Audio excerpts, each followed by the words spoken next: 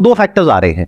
एक है जब हम किसी और को सलाह देते हैं तो हम ज्यादा सोच समझ करके नहीं देते हैं, कुछ भी बोल देते हैं, सामने वाला भाड़ में जाए, आपको क्या फर्क पड़ता है। That is one.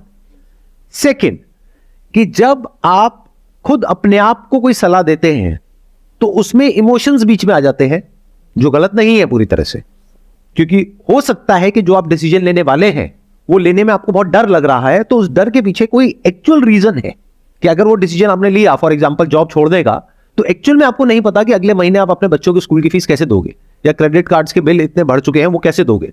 तो वो कोई हवा में नहीं है डर, किसी भूत प्रेत से आप नहीं डर रहे हो, रियल प्रॉब्लम है जिससे डर रहे हो।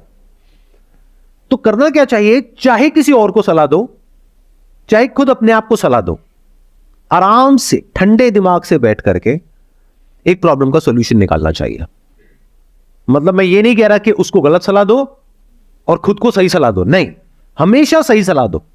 अगर कोई भी आकर के आपसे कोई बात कर रहा है या कर रही है और वो डिसीजन बहुत बड़ा है, छोटा मोटा है तो फर्क नहीं पड़ता, बट अगर वो डिसीजन बहुत बड़ा है तो आराम से बैठो, समझो कि उसकी क्या प्रॉब्लम है, उसके माइंड में क्या आ रहा है, उसको समझ करके, जैसे अभी मैं आप लोगों से समझ रहा हूं, अब मुझे नहीं पता था इस क्वेश्चन का ये आंसर निकल करके आने वाला है, लेकिन स्टेप बाय स्टेप हम आगे बढ़े तो हर एक पर्सपेक्टिव से चीजों को समझने की कोशिश कर रहे हैं, जो हो सकता है आज से पहले पूरी दुनिया में इस तरीके से इस प्रॉब्लम को किसी ने नहीं देखा होगा।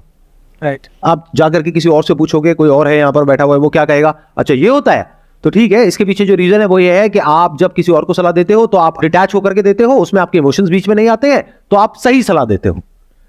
लेकिन जब खुद की बारी आती है तो इमोशंस बीच में आ जाते हैं, इस वजह से आप सही डिसीजन नहीं ले पाते हो। कि कितना सुपरफिशियल लेवल का आंसर है। ये आंसर सुनने में आपको बड़ा अच्छा लगेगा कि हाँ मेरे को मेरी प्रॉब्लम का सॉल्यूशन मिल गया, बहुत ही बेकार सॉल्यूशन है ये।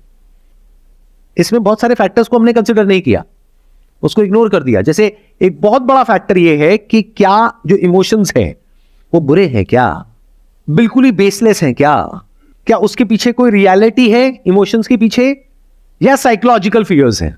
देखो, एक होता है एक्चुअल फियर, एक होता है साइकोलॉजिकल फियर। तो अगर किसी और को सलाह दे रहे हो तो वहां पर भी समझो और ब्रेक डाउन करो चीजों को। अब आप कहोगे उसमें मेरा क्या फायदा है, अरे आपका ये फायदा है, अगर आज आप उसको अच्छे से गाइड कर रहे हो तो कल खुद को भी अच्छे से गाइड कर पाओगे। मतलब हम क्या कर रहे हैं, हम दो एक्सट्रीम्स में ऑपरेट कर रहे हैं। जब कोई और हमारे पास सलाह लेने आता है तो बहुत ही घटिया लेवल की सलाह हम फटाफट से दे देते हैं उसको, बिना डिटेल में समझे कि उसकी लाइफ की एक्चुअल में प्रॉब्लम क्या है, कि वो किस स्टैंड पॉइंट से क्या पूछ रहा है या पूछ रही है। हम कुछ भी सलाह दे देते हैं जल्दीबाजी में। तो एक हो गया, जल्दीबाजी में हमने कुछ भी सलाह दे दी, और जब खुद की बारी आती है हम कोई डिसीजन ही नहीं ले पाते हैं। तो दोनों ही गलत हो गया ना। मैं क्या कह रहा हूं, चाहे कोई और हो चाहे आप खुद हो, हमेशा हर पहलू को देख करके, सोच समझ करके फिर डिसीजन लेना चाहिए।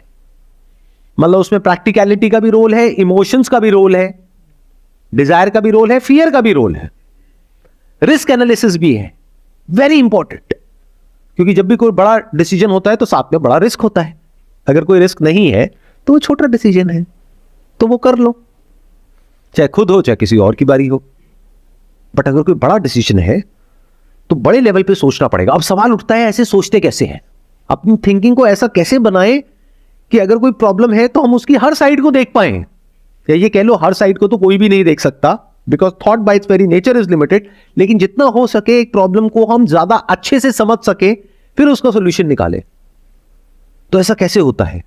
ऐसा होता है क्वेश्चंस पूछने से, आंसर देने से नहीं।